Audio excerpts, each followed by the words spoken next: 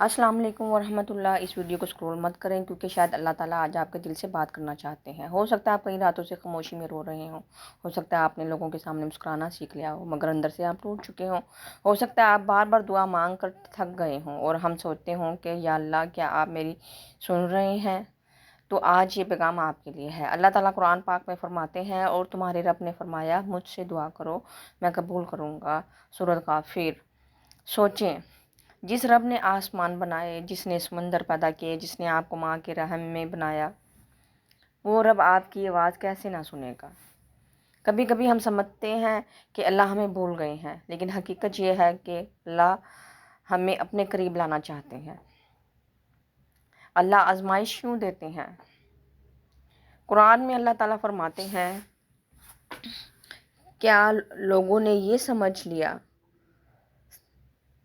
کہ وہ صرف یہ کہنے پر چھوڑ دیے جائیں گے کہ ہم ایمان لائے اور ان کی آزمائش نہ ہوگی؟ سورۃ العنکبوت۔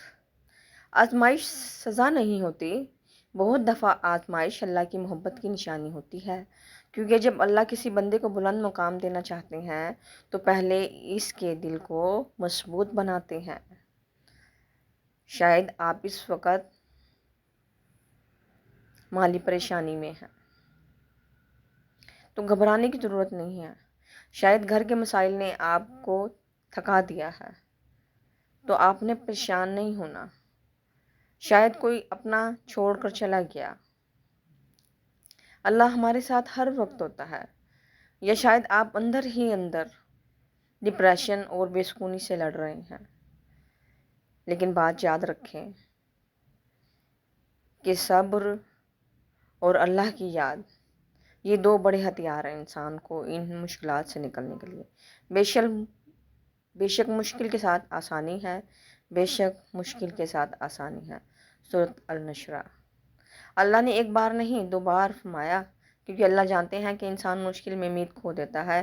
میرے ناظرین، میری بہنوں، اگر آپ رو رہے ہیں تو ہو سکتا ہے کل یہی آنسو آپ کی کامیابی کی وجہ بن جائے انشاءاللہ۔ کبھی کبھی اللہ دیر کرتے ہیں لیکن اندھیرا نہیں کرتے۔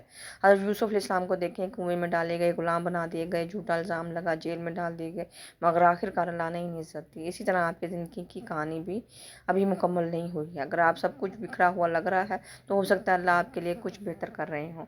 دعا کب قبول ہوتی ہے؟ بعض اوقات ہم فوراً جواب چاہتے ہیں، لیکن اللہ صحیح وقت پر ہمیں عطا کر دیتے ہیں۔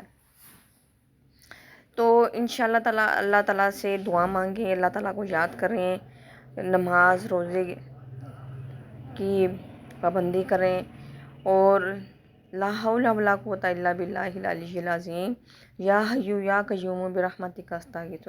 تو ناظرین، یہ 2 کلمے جو ہیں بہت قیمتی ہیں اور ان کو میں نے ہمیشہ اپنے ساتھ رکھا ہے، ان کو میں پڑھتی ہوں اور اللہ تعالیٰ میرے سارے مسئلے حل کر دیتا ہے، الحمدللہ الحمدللہ۔ آپ یقین کریں، آپ اس کو ایک دفعہ آزما کر دیکھیں۔ ویڈیو کو لائک کریں، شیئر کریں، اپنی قیمتی رائے سے ضرور آگاہ کیجیے گا۔ اللہ تعالیٰ ہم سب کا حامی و ناصر۔ اپنا بہت سا خیال رکھیے گا، اور کمنٹ میں آپ نے ضرور بتانا ہے کہ آپ کو ویڈیو کیسی لگی۔ اپنا بہت سا خیال رکھیں۔ اللہ حافظ۔